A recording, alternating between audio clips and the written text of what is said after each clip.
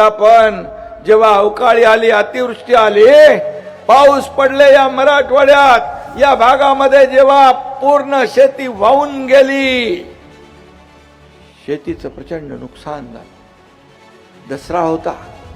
मी माझ्या कार्यकर्त्यांना सांगितलं, कुणीही मुंबईला दसरा मेळाव्याला यायचं नाही.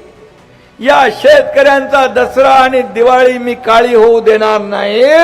आणि सगळ्या लोकांनी त्यांना मदत करण्याचा मी फरमान सोडलं. मी विनंती केली, मी सूचना केली. आणि सर्व लोक आपल्या घरात जसा दसरा साजरा केला, तसा दसरा या गोरगरीब शेतकऱ्यांच्या घरादारात तोरणं बांधून केला. आणि मी म्हणालो होतो, शेतकऱ्यांची दिवाळी काळी होऊ देणार नाही. दिवाळीच्या आधी नुकसान भरपाईचे पैसे शेतकऱ्यांच्या खात्यात जमा केले. हे शेतकऱ्यांच्या बद्दलचं असलेलं जे काय आपली जबाबदारी आहे.